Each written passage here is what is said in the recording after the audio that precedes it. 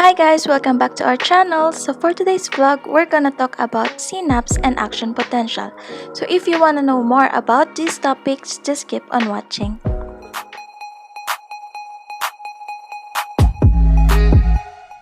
So let's talk about synapses. So synapses is the point of communication between two neurons or between a neuron and a target cell, like a muscle or a gland.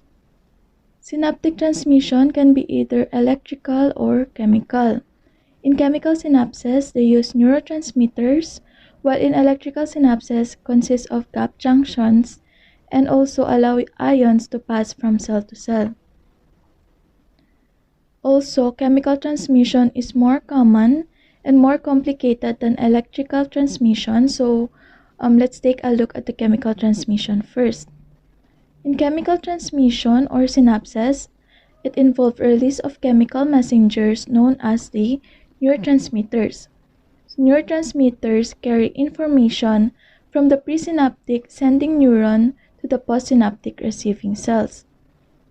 Synapses are usually formed between nerve terminals, axon terminals on the sending neuron, and the cell body or dendrites of the receiving neuron. A single axon can have multiple branches, allowing it to make synapses on various postsynaptic cells. Similarly, a single neuron can receive thousands of synaptic inputs from many different presynaptic sending neurons. So each synapse consists of presynaptic membrane, a membrane of the terminal button of the nerve fiber, postsynaptic membrane, a membrane of the target cell, a synaptic cleft, a gap between the presynaptic and postsynaptic membrane. In this picture, inside the axon terminal of sending cell are many synaptic vesicles, which is represented by this red circle here. These are membrane-bound sphere filled with neurotransmitter molecules. There is a small gap between the axon terminal of the presynaptic neuron and the membrane of the postsynaptic cell, and this gap is called the synaptic cleft. When an action potential or nerve impulse arrives at the axon terminal, it activates voltage-gated calcium channels in the cell membrane. Then calcium, which is represented at much higher concentration outside the neuron than the inside, rushes into the cell. The calcium allows synaptic vesicles to fuse with the axon terminal membrane, releasing neurotransmitter into the synaptic cleft. Then after that, the molecules of neurotransmitter then diffuse across the synaptic cleft and bind to receptors protein on postsynaptic cells. Then activation of postsynaptic receptors lead to the opening or closing of ion channels in the cell membrane. This may be depolarizing, which makes the inside of the cell more positive, or hyperpolarizing, which makes the inside of the cell more negative, depending on the ions involved. So to summarize it, first, the action potential reaches axon terminals and depolarizes membrane. Then after that, voltage-gated calcium channels open and calcium flows in. Then after that, calcium influx triggers synaptic vesicles to release neurotransmitter. Then neurotransmitter binds to the receptor on the target cells. And for the electrical synapses, unlike chemical synapses, there is a direct physical connection between the presynaptic neuron and the postsynaptic neuron. This connection takes the form of channel called the gap junction, which allows current ions to flow directly from one cell into another. Next topic is the membrane potential. So, resting membrane potential refers to the differences in electrical charge between the inside and outside of a neuron. In this illustration, this is the plasma or cell membrane of the neuron. It separates the inside of the cell from the outside environment. We'll say that this is the inside and this is the outside of the neuron. The difference in the electrical charge develops due to the grouping of ions on the inside and outside of the membrane. So ions are atoms that have either lost or gained electrons and thus have a positive or negative charge. There are a variety of ions found in the human body. Several plays an important role in the membrane potential of the neurons. These are positively charged sodium ions, represented by these blue circles, and negatively charged chloride ions, represented by these orange circles. When a neuron is at rest, the sodium ions and chloride ions are more prevalent outside of the cell. There are also positively charged potassium ions, represented by these red circles, and various negatively charged ions, often referred to as the organic ions, represented by these green circles. So when neuron is at rest, the potassium ions and organic ions are more prevalent inside the cell. At rest, the inside of the neuron is more negatively charged than outside, causing the resting membrane potential of an average neuron to be around negative 70 millivolts. And one way this potential is maintained is through a mechanism known as the sodium-potassium pump. This is a transport protein that uses the energy to constantly pump 3 sodium ions out of the cell while at the same time pumping 2 potassium ions into the cell. Because there are more positive ions being pumped out than negative, it helps to keep the membrane potential negative. Unlike other ions, potassium tends to move fairly easily across the cell membrane through ion channels, which are membrane-spanning proteins that allow ions to pass through. So potassium will pass out of the neuron until it reaches the point where it is at an equilibrium, when forces like diffusion aren't pushing it in one direction or the other. At this point, the membrane potential of the neuron is around negative 65 to negative 70 millivolts, which is known as the resting membrane potential.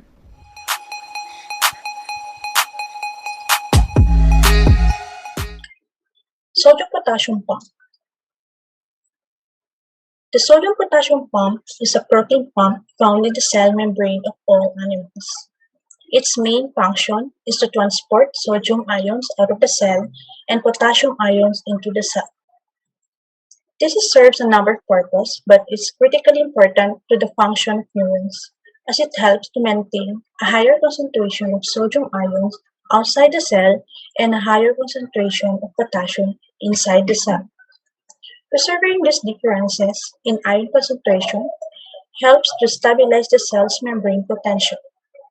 This is critical for the neuron to be able to fire an action potential, which is the basis of the electrical signaling of neurons.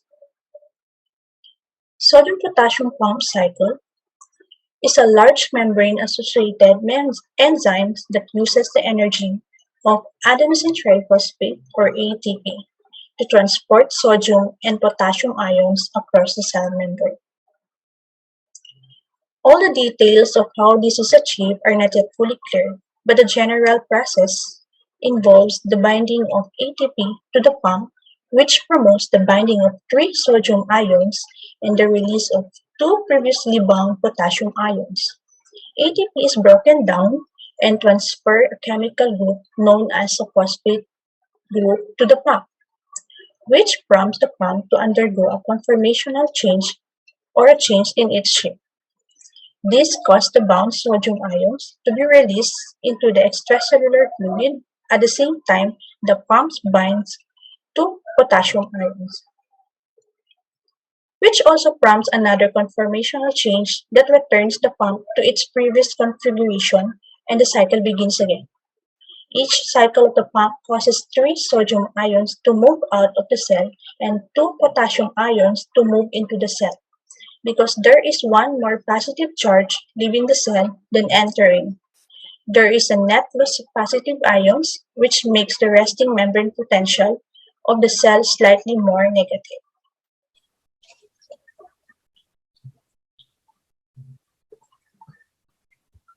Action potential. Action potential is the momentary reversal of membrane potential that is the basis for signaling. It refers to the electrical signaling that occurs within neurons. This signaling leads to the release of neurotransmitters and therefore is important to the chemical communication that occurs between neurons. Effects in the nerve is transmission of impulses. Voltage-gated ion channels are important in generating action potential. It is closed when the cell is resting, therefore not used. Utilizes two gates for sodium. We have activation or the AMP gate, which is normally closed and opens when the cell starts to get more positive. On the other hand, inactivation or the H gate is normally open and swings shots when the cell gets too positive.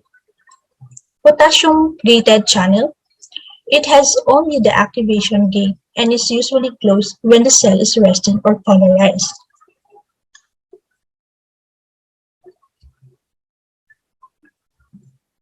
Voltage-gated sodium channels exist in one of three states. Deactivated or closed. At rest, channels are deactivated. The M gate is closed and does not let sodium ions through. Activated or open. When a current passes through and changes the voltage difference across a membrane, the channel will activate, the M gate will open. Inactivate or the close. As the neuron depolarizes, the H gate swings shots and blocks sodium ions from entering the cell. The action potential summary.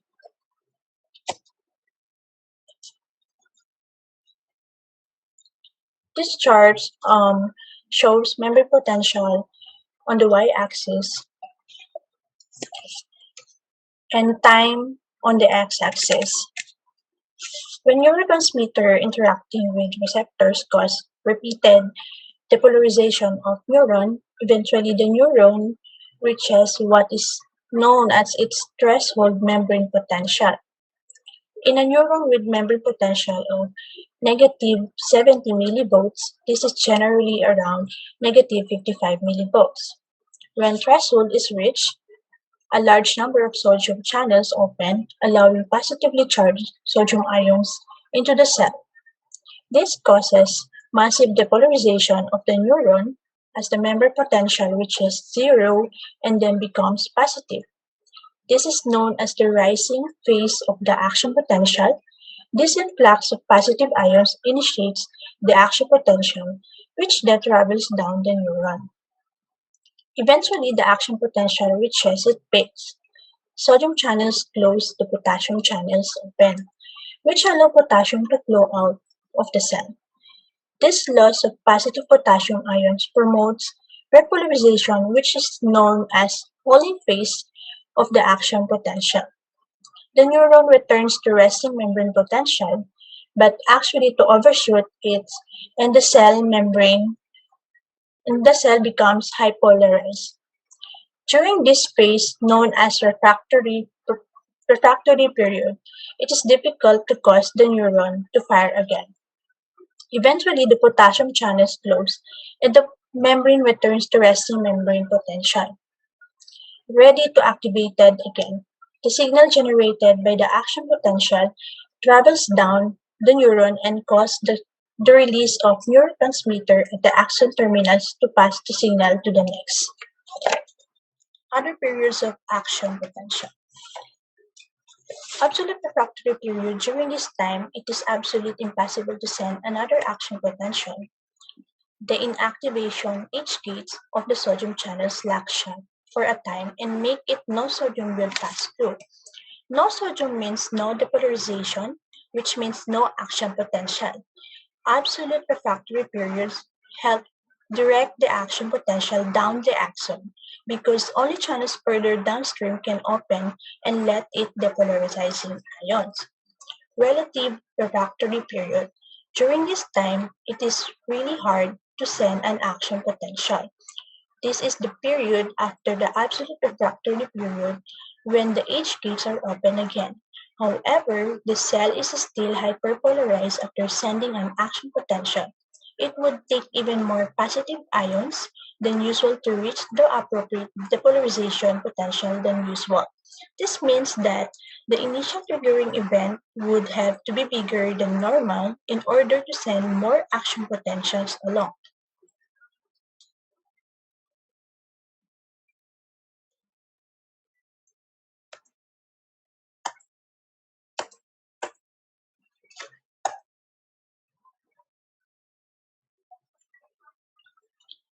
Consider the following one of the main characteristics that differentiates an action potential from different kinds of electrical signal called graded potential is that the action potential is the major signal sent down the axon, while graded potential at the dendrites and cell body vary in size and influence whether an action potential will be sent or not.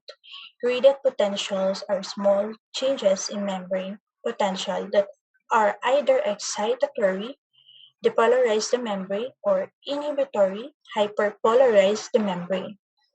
Much excitatory graded potential have to happen at once to depolarize the cell body, enough to trigger the action potential.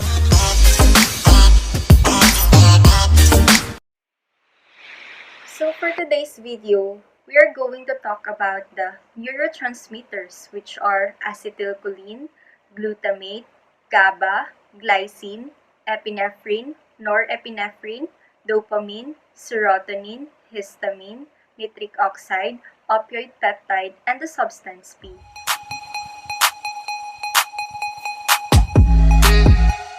So for the glutamate, it is the major excitatory transmitter of the brain. It is the neurotransmitter of the cerebellar granule cell. It is used by the corticobulbar and corticospinal tracts. Glutamate is synthesized from the amino acid glutamine in the axon terminal and, after release, is rapidly taken up by the transporters in the presynaptic terminals and in astrocytes. Astrocytes convert glutamate to glutamine.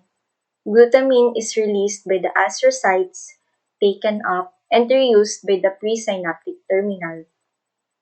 For the synthesis of glutamate, glutamate is a non-essential amino acid that does not cross the blood-brain barrier and must therefore synthesized in neurons. And the most prevalent precursor for glutamate synthesis is glutamine, which is released by glial cells, and then once released, glutamine is taken up into the presynaptic terminals and metabolized to glutamate by the enzyme glutaminase. Glutamate is packaged into the synaptic vesicles by the transporter V-glut. Once released, glutamate binds to the glutamate receptor on the postsynaptic cell. The glutamate is removed from the synaptic cleft by the excitatory amino acid transporters or the EAAT and are present in glial cells. So glutamate taken up by glial cells is converted into glutamine by the enzyme glutamine synthetase. Glutamine is then transported out of the glial cells and into the nerve terminals. In this way, synaptic terminals cooperate with glial cells to maintain an adequate supply of the neurotransmitter glutamate. For the clinical correlation, first, glutamate-induced excitotoxicity. Ischemic neurons in stroke patients may have glutamate-induced excitotoxicity, in which glutamate accumulates in the synaptic cleft because the uptake process is energy dependent and is slowed by oxygen deprivation. Next is the epilepsy, characterized by multiple seizures that arise from excessive neuronal activity in the cerebral cortex, may also cause glutamate-induced excitotoxicity of gamma-aminobutyric acid neurons, increasing the likelihood of additional seizure. We go now to the acetylcholine. Acetylcholine is found at the neuromuscular junction in autonomic ganglia and at parasympathetic nerve endings. In the CNS, the motor neuron collaterals to the Rancho cells are cholinergic. In the hippocampus, the ascending reticular pathways and the afferent fibers for the visual and auditory systems, the neurotransmitters, are also cholinergic. The effect produced by the neurotransmitter is limited by the destruction or reabsorption. For example, in the case of acetylcholine, the effects is limited by the destruction of the transmitter in the synaptic cleft by the enzyme acetylcholinesterase. For the synthesis of acetylcholine, so this is the presynaptic neuron and this is the postsynaptic neuron. Here you can see the gap between the pre and postsynaptic, which is known as synaptic cleft. In the presynaptic, it is embedded with choline transporter, and then choline is actively transported inside the neuronal cell along with the ions. And then once choline is inside the presynaptic nerve, it reacts with the acetyl-CoA. Acetyl-CoA is produced after glycolysis. So, acetyl-CoA and choline, in the presence of choline acetyltransferase, it forms the acetylcholine. Then acetylcholine is transported into the presynaptic vesicles with the help of a specific carrier protein, the vesicular acetylcholine transporter, where it is stored and to avoid degradation. When action potential reaches the nerve terminals, it opens the voltage-gated calcium channels, which allows the entry of calcium inside the nerve endings. And if sufficient concentration of calcium is reached, it fuses with the synaptic vesicles and causes the diffusion. Acetylcholine is released into the synaptic cleft. Once acetylcholine is released into the synapse, either it can bind with the acetylcholine receptor present on the postsynaptic nerve and show its effect, or it gets metabolized by the enzyme acetylcholinesterase. So acetylcholinesterase breaks down acetylcholine into acetate and choline, and the choline is transported back into the nerve terminal by the membrane transporter or the choline transporter and used to resynthesize another acetylcholine.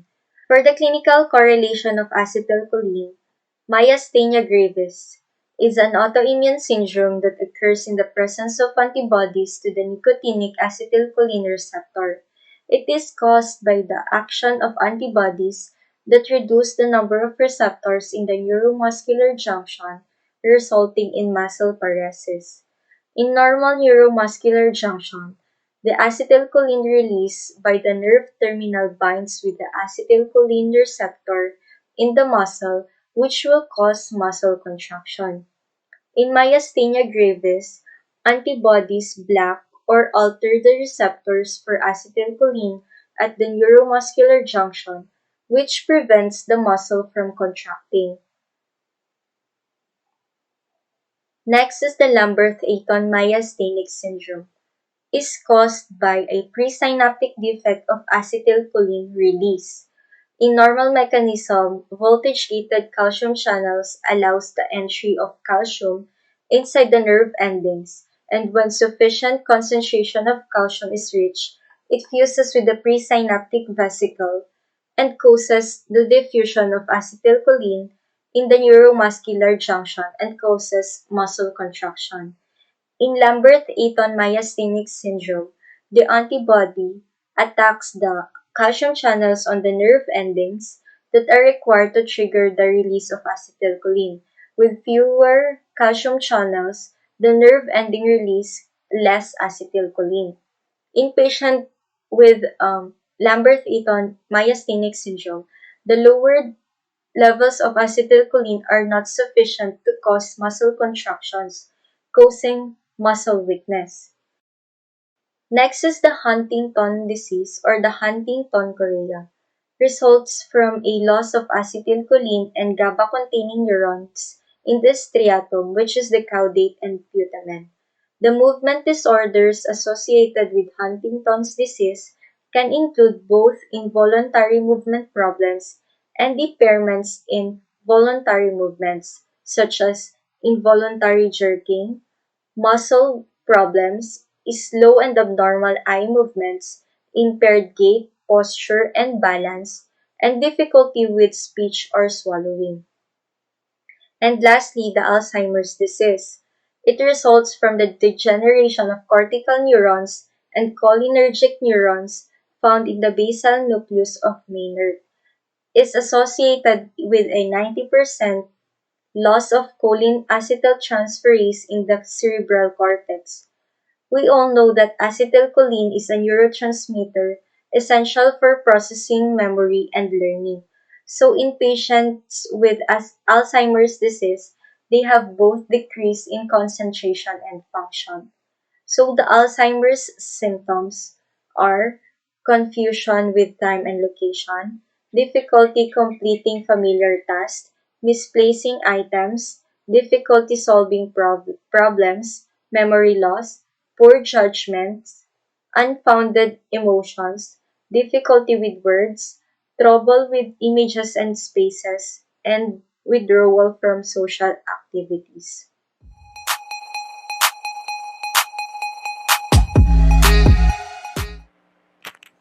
We have inhibitory amino acid transmitters and excitatory amino acid transmitters. But for now, we're going to tackle the inhibitory amino acid transmitters first. And it includes the gamma and glycine. Gamma aminobutyric acid or GABA is the main inhibitory transmitter in the brain, and glycine is the inhibitory transmitter in the spinal cord and brainstem. For the GABA, it is synthesized from another amino acid neurotransmitter, the glutamate. That's why GABA is a metabolite of glutamate. And it is catalyzed by the enzyme reaction enzyme glutamic acid decarboxylase. For this figure, it is about the GABAergic neurons, in which it says that it is the major inhibitory cells of the CNS. For the GABAergic striatal neurons, it projects to the globus pallidus, here, the globus pallidus, and the substantia nigra. For the GABAergic pallidal, it projects to the thalamus and the subthalamic nucleus. And for the GABAergic nigral neurons, it projects to the thalamus. For GABA, it acts by binding to and activating specific ionotropic or metabotropic receptors on both pre- and postsynaptic membranes. It also mediates inhibition within the cerebral cortex and between the caudate nucleus and the substantia nigra. We have two receptors for GABA, GABA A and GABA B. When GABA binds to GABA A, it causes the opening of an associated ion channel that is permeable to the negatively charged ion chloride. Here, they hyperpolarize the membrane potential of the neuron and makes it less likely to fire its action potential. For GABA A receptor, they are ionotropic. They have a pentameric structure, and each GABA has subunits of alpha, beta, and gamma. They have 2 alpha, 2 beta, and 1 gamma. GABA A receptors are the most prominent GABA receptor subtype, in which they have been extensively characterized as important drug targets and are the site of action of many neuroactive drugs, including benzodiazepines, barbiturates, ethanol, anesthetic steroids, and volatile anesthetics. For GABA B receptor, these are metabotropic or GPCR. When activated, they frequently cause the opening of potassium channels, and these potassium channels flow out of the neuron again making the neuron hyperpolarized and less likely to cause action potential. We have presynaptic inhibition, they decrease the calcium entry, and the postsynaptic is by increasing the potassium permeability. For GABA B, the widespread in the CNS and they regulate both pre and postsynaptic activity. For its function, autoreceptors inhibiting GABA release and they may play their same role on neurons releasing other transmitters. It has subtypes of GABA B1 and GABA B2. Next is the glycine, in which we said that it is the major inhibitory neurotransmitter of the spinal cord. It is used by the rancho cells of the spinal cord and its inhibitory action is blocked by strychnine. So, the amino acid neurotransmitter has GABA and glycine.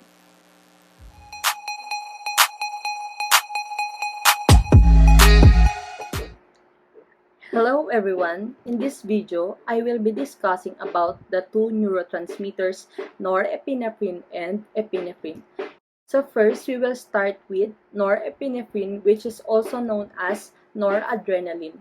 For the characteristics, it is a catecholamine that is converted from dopamine. It can be localized by the marker dopamine beta hydroxylase.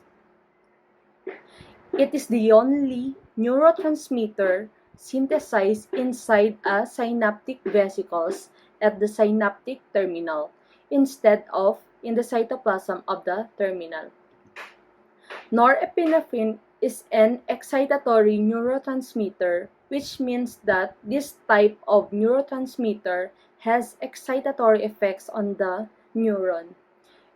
It is the transmitter of the postganglionic sympathetic neurons. Next, norepinephrine may play a role in the genesis and maintenance of mood. Changes in the levels of norepinephrine in the CNS influence sleep, wakefulness, and states of arousal. The catecholamine hypothesis of mood disorders states that in increased norepinephrine activity, it is related to mania, which is a psychological condition that causes a person to experience unreasonable euphoria, very intense moods, hyperactivity, and delusions. While in reduced norepinephrine activity, it is related to depression, which is a mood disorder that causes a persistent feeling of sadness and loss of interest and can interfere with a person's daily functioning. So next, noradrenergic neurons are found mainly in the locus coeruleus and in the lateral tegmental nucleus. So first, in the locus coeruleus, it is located in the pons and midbrain, and it contains the largest concentration of noradrenergic neurons in the CNS. Locus coeruleus projects to all parts of the CNS. So for the lateral tegmental area, it is located in the medulla and pons. It projects via the central tegmental tract and medial forebrain bundle to the hypothalamus and thalamus. So the next neurotransmitter is epinephrine, which is also known as adrenaline. It is converted in small amounts from norepinephrine in the CNS. Adrenergic neurons in the CNS are found mainly in the medulla. Most epinephrine is synthesized and released outside the CNS in the adrenal medulla. So next, in this photo, it shows that in the presynaptic terminal, catecholamine biosynthesis starts with the uptake of amino acid tyrosine into the cytoplasm of sympathetic neurons, adrenomedullary cells, other chromaffin cells, and specific nuclei in the brain. Tyrosine hydroxylase catalyzes the synthesis of L-dihydroxyphenylalanine from tyrosine and it is the rate-limiting step in the synthesis of the catecholamines. DOPA can be decarboxylated by DOPA decarboxylase to dopamine. The enzyme dopamine beta hydroxylase is required for conversion of dopamine to norepinephrine. In a subset of adrenergic neurons and in the cytoplasm of adrenomedullary chromaffin cells, phenylethanolamine and methyltransferase catalyzes the methylation of norepinephrine to epinephrine.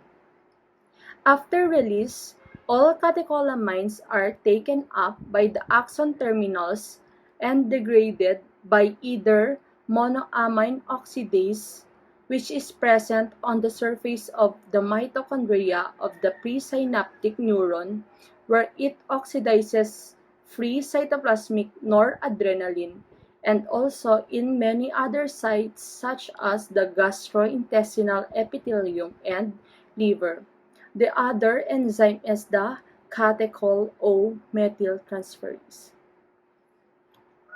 So next, for the clinical correlation, low levels of norepinephrine have been shown to play a role in, first we have ADHD, or the attention deficit hyperactivity disorder. Norepinephrine and dopamine help people pay attention and focus in the course of their daily activities. Low levels of these chemicals in the brain may make it harder to focus, causing symptoms of ADHD. According to the American Academy of Child and Adolescent Psychology, ADHD can affect areas of the brain that help you solve problems, plan ahead, understand others' action, and control impulses. So next is the depression. Depression is a serious medical condition that negatively affects how a person feels, thinks, and acts. People with depression may be prescribed a class of drugs called serotonin norepinephrine reuptake inhibitors. Another drug is the tricyclic antidepressants that is prescribed to increase the activity of norepinephrine in the brain. That's all. Thank you. This time, we'll talk about the three neurotransmitters, namely our dopamine, serotonin, and histamine. Let's begin with dopamine. What is a dopamine? Dopamine is a catecholamine. This term refers to its chemical structures and the fact that it contains a catechol nucleus. It is a monoamine neurotransmitter basically because it is derived from an amino acid. It plays, a, it plays an important role in cognitive, motor, and neuroendocrine functions. It can be identified by the marker tyrosine hydroxylase. It is depleted in Parkinson's disease and has increased productions in schizophrenics. We'll talk about these two diseases later. Dopamine neurons are widely distributed in the different areas of the brain, and large concentrations are found in the substantia nigra, in the ventral tegmental area of the midbrain, and in the hypothalamus. Other areas also are in the retina and in the olfactory bulb. This figure shows the distribution of dopamine-containing neurons and their projections. Two major ascending dopamine pathways arise in the midbrain: the nigrostriatal tract from the substantia nigra and the mesolimbic tract from the ventral tegmental area. In Parkinson's disease, loss of dopaminergic neurons occurs in the substantia nigra in the ventral tegmental area. Now let's talk about the four different pathways in which involves our dopamine. First is the nigrostriatal pathway, where it projects from the substantia nigra to the striatum, and destruction of dopaminergic nigral neurons results in Parkinsonism. Next is our mesolimbic pathway, where the ventral tegmental area projects to all cortical and subcortical structures of the limbic system. It is linked to behavior and schizophrenia. Third is our mesocortical pathway, where it stretches from the ventral tegmental area throughout the cerebral cortex, including the prefrontal, orbitofrontal, and cingulate cortices, as well as the sensory and motor cortices. It is involved in a wide range of functions, including motivation, emotion, and executive functions. Lastly, our tuberohypophyseal pathway, also known as the tuberoinfundibular pathway. The arcuate nucleus of the hypothalamus projects to the portal vessels of the infundibulum. It is the only descending pathway among the four pathways. Released dopamine inhibits the release of prolactin from the adenohypophysis. Next, let's talk about the two diseases associated with dopamine. First is the schizophrenia.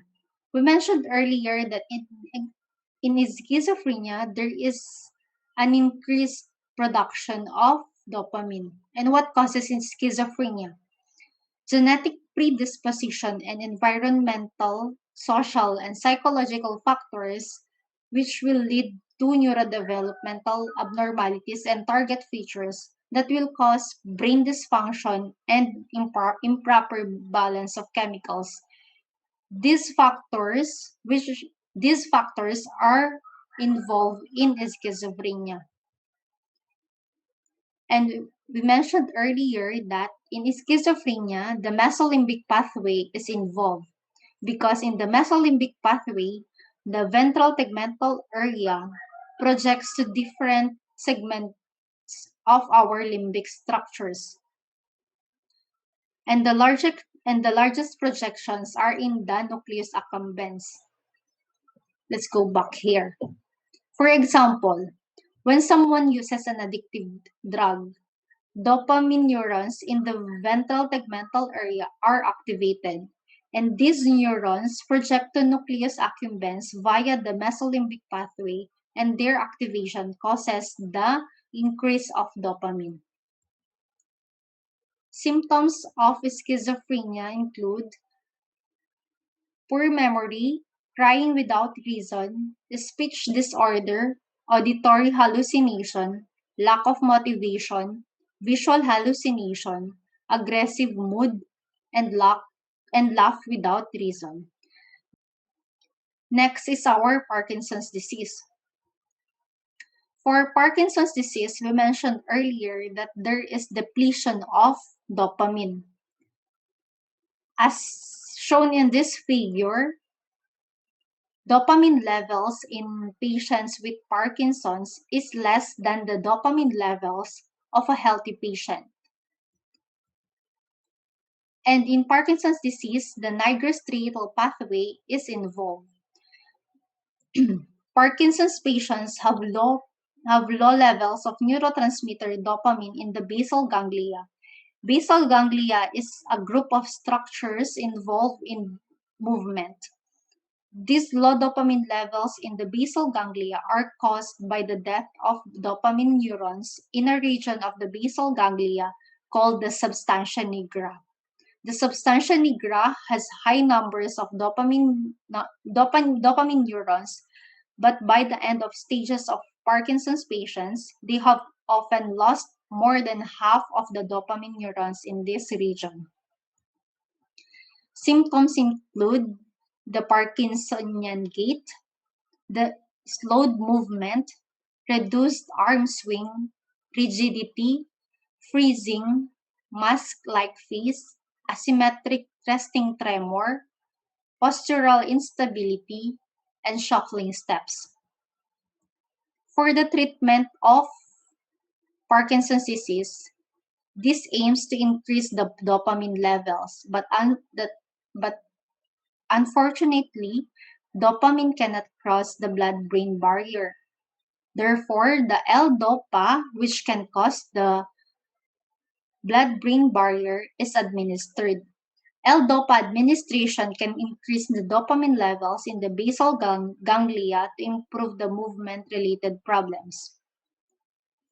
And for our next neurotransmitter, our serotonin, also called the 5-hydroxytryptamine, it is a monoamine neurotransmitter and can be identified by the marker tryptophan hydroxylase. It is an excitatory neurotransmitter, hence sometimes called the happy hormone. It plays an important role in influencing arousal, sensory perception, emotion, and higher cognitive functions. Serotonin neurons are found only in the raphe nuclei of the brainstem. Raphe nuclei project diffusely into the entire central nervous system. This figure shows the distribution of serotonin-containing neurons and their projections. Serotonin-containing neurons are found in the nuclei of the raphe. They project widely to the forebrain, cerebellum, and the spinal cord. The inset shows the synthetic pathway of serotonin. This is a simpler serotonin pathway, which shows that the raphe nuclei projects to the different parts of the brain. For the major serotonergic pathways, first the raphe nuclei of the medulla, which projects to the dorsal horns of the spinal cord. Second is the raphe nuclei of the pons, which projects to the spinal cord and the cerebellum. Third is the raphe nuclei of the midbrain, which projects to the widespread areas of the diencephalon and telencephalon, including the striatum. For the clinical correlations, severe depression and insomnia are associated with low serotonin levels, and mania is associated with high serotonin activity. Dysfunction of 5-hydroxytryptophan is believed to underlie obsessive compulsive disorder. The permissive serotonin hypothesis states that reduced serotonin activity permits reduced levels of catecholamines to cause depression and elevated levels to cause mania. Tricyclic antidepressants and fluoxetine increase serotonin availability by reduction of its reuptake. Patients with moderate or severe cases of serotonin syndrome requires hospitalization. And for our last neurotransmitter, the histamine. What is histamine? Histamine is a biogenic amine found in many tissues, including the mast cells, the basophils, the lymphocytes, neurons, and the gastric mucosa. It is an excitatory neurotransmitter, and histaminergic neurons are highly active during wakefulness and contribute to the physiology of arousal state, exploration, pain modulation, nutrition, thermoregulation, and brain energy metabolism, learning, and memory functioning. Histamine works to control sleep-wake cycle. For the histamine receptors, these are proteins situated in the various parts of the body that bind with histamine to produce a specific effect on the organism. There are four known receptors in which they are designated as H1 to H4. The receptor that the histamine reacts with is dependent upon where the histamine is released in the body. This table shows the summary of the different histamine receptors, including their G-coupled protein, their distribution, their representative agonist, as well as their representative antagonist. But we will talk more on about our histamine 1 receptor, histamine 2 receptor, and histamine 3 receptors because these receptors are distributed in the central nervous system. First, the histamine 1 receptor, in which it excites the neurons in the brain and is responsible for the sleep-wake cycle. The activation of these receptors by histamine explains why insomnia is one of the most common symptoms of histamine intolerance, and how antihistamines that act on them produce sedative effect. These receptors are also known to trigger the body's danger response, resulting in the release of chemical norepinephrine. Next is the histamine 2 receptor. Like histamine 1 receptor, it is also an excitatory, but its role is mainly on perception, memory, learning, reward, pleasure, and pain. This explains why antihistamines that act on histamine 2 receptors affect our perception of pain. Addiction and compulsive disorders also have something to do with these receptors, as addictive substances like alcohol and illicit drugs that have been found to interfere with histamine activity in histamine 2 receptor. Meanwhile, compulsive behaviors such as anorexia and bulimia are related to the histamine's effect on the reward systems of the brain. And lastly, the histamine 3 receptor, in which, on the other hand, it inhibits neurons from releasing histamine. These receptors are also responsible for regulating the release of other neurotransmitters from the brain. Experts see drugs that target histamine 3 receptors as a promising solution to address the effects of histamine in the brain. And for the last part of our discussion, the clinical correlations associated with histamine. Lesions of the posterior hypothalamus.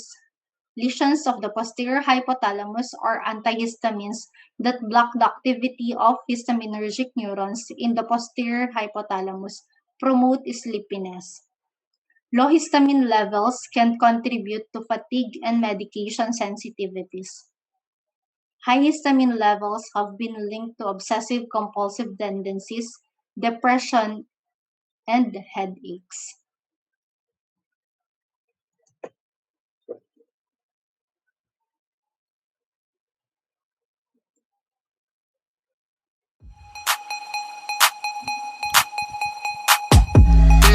So I will be discussing about nitric oxide. So nitric oxide is recently discovered gaseous neurotransmitter that is produced when the nitric oxide synthase converts the arginine to citrulline with the formation of nitric oxide.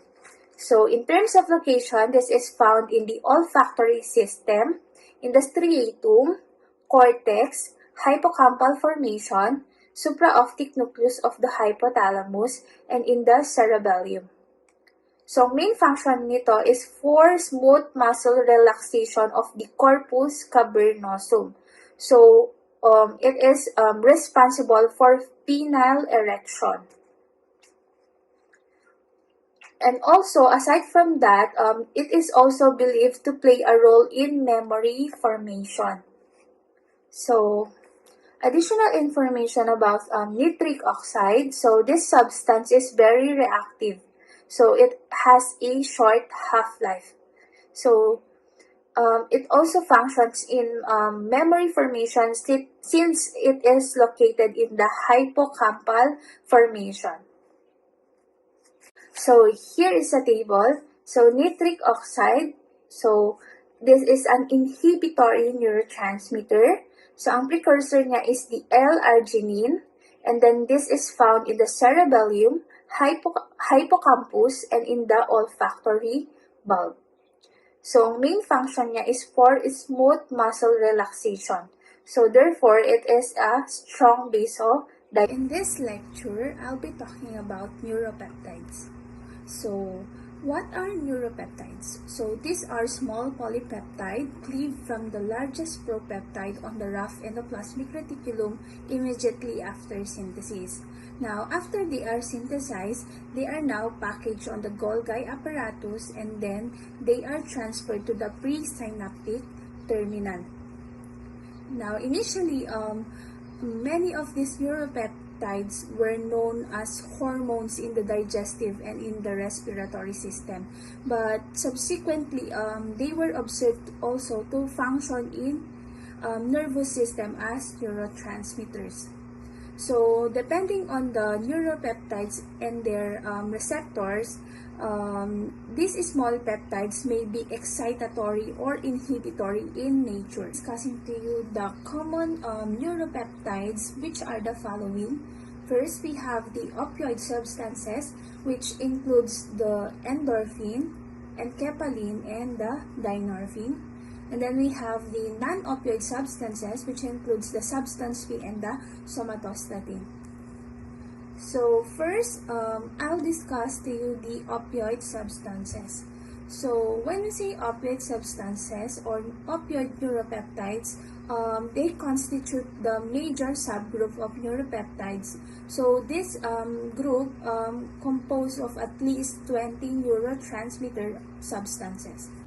Opioid neuropeptides, they are subdivided into three categories, which are the following. We have enkephalin, endorphin, and dynorphin.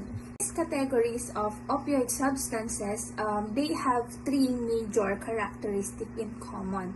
So number one, they are mostly inhibitory, and number two, they bind to opium receptors, which is found in the postsynaptic terminal. And then lastly, they serve as a substance P agonist, which induce analgesia.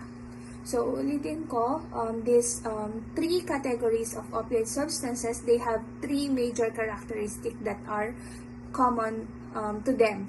So number one, they are mostly inhibitory. Number two, they bind to the opium receptors, which is found in the postsynaptic terminal.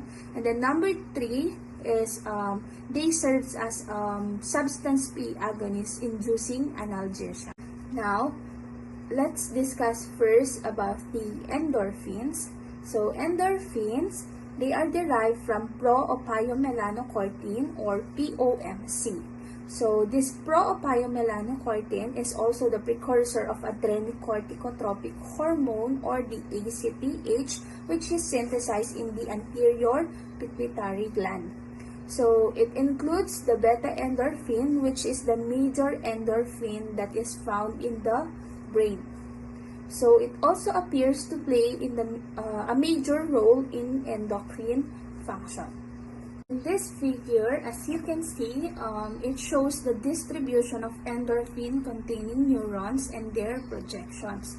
So kung mapapansin natin, the endorphinergic neurons, they are mostly found exclusively in the hypothalamus.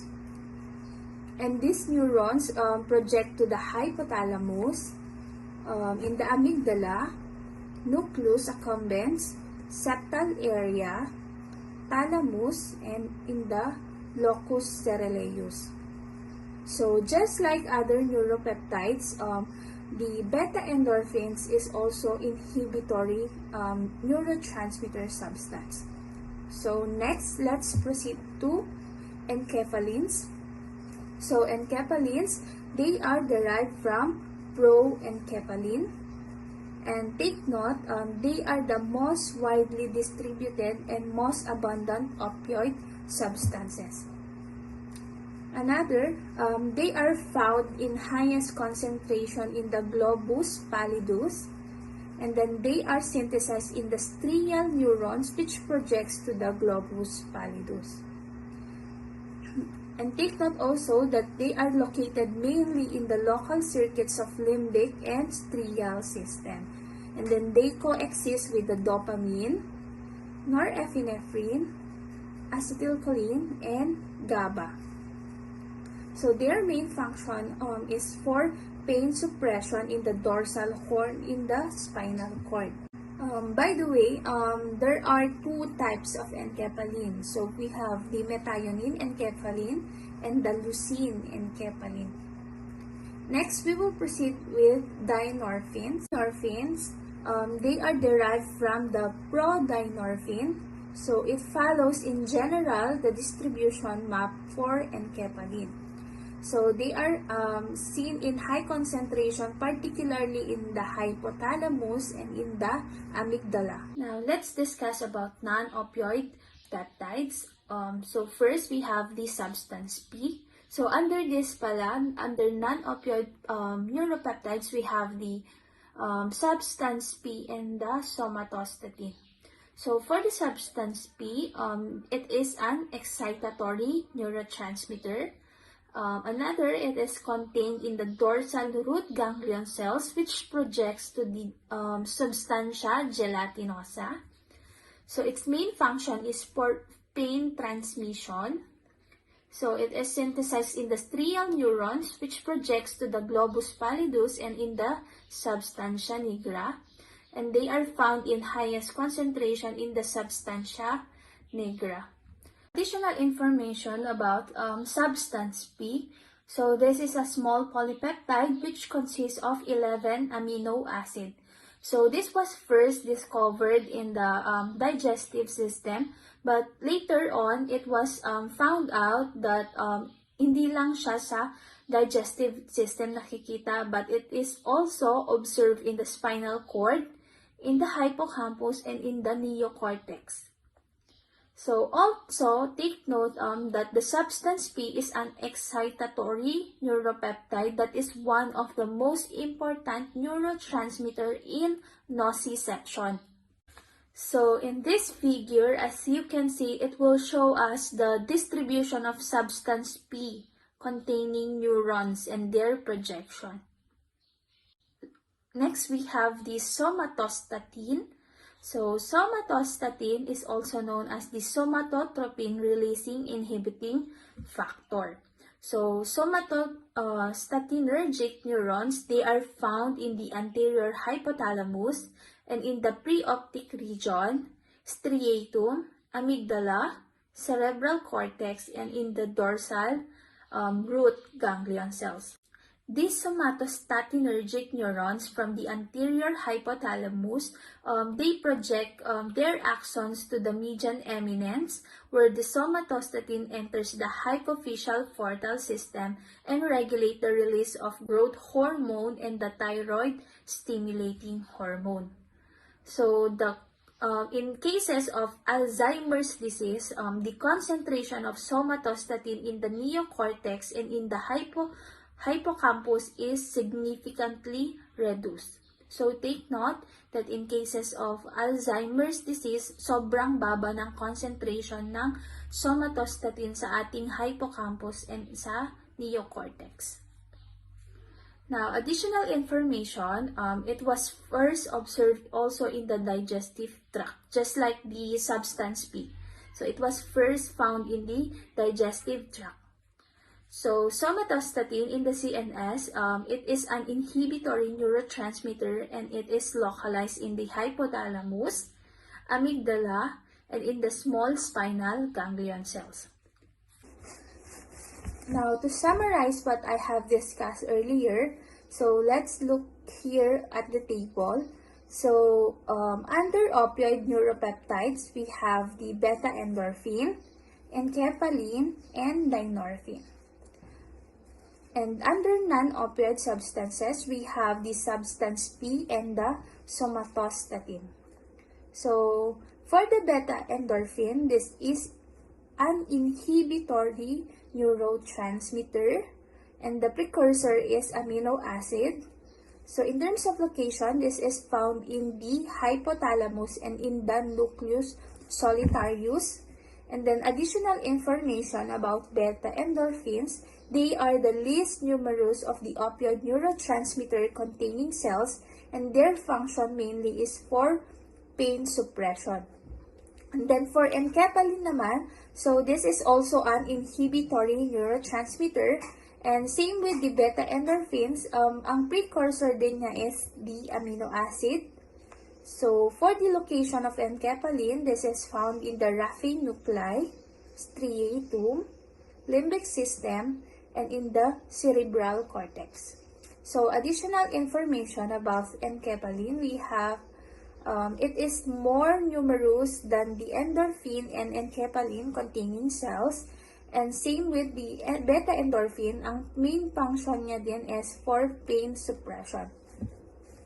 And then for the dynorphins, so it is also an inhibitory neurotransmitter. So ang precursor niya is amino acid, and they are found in the hypothalamus, amygdala, and in the limbic system.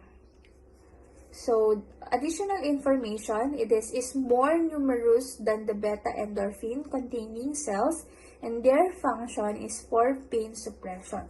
So, as we can see, these opioid neurotransmitters, such as the beta endorphin, enkephalin, and dynorphin, all of them are inhibitory neurotransmitters, and all of them have the same precursor, which is the amino acid. So, ang pinagkaiba lang is the location of these opioid neuropeptides. And also, take note, among the three, ang pinakamadami is the enkephalin, and the least numerous is the beta endorphin. Non-opioid neuropeptides, we have the substance P and the somatostatin. So, for substance P, this is an excitatory neurotransmitter. So, ang precursor niya is amino acid, and this is found in the dorsal root and trigeminal ganglia. So, additional information, it is composed of 11 amino acid, and ang main function niya is for pain transmission. Pain transmission. And then for somatostatin, this is an inhibitory neurotransmitter. So, ang precursor din niya is amino acid, and this is found in the amygdala, the small spinal ganglion cells, and in the hypothalamus. So, additional information about somatostatin. So, this is also known as the somatotropin releasing inhibiting factor.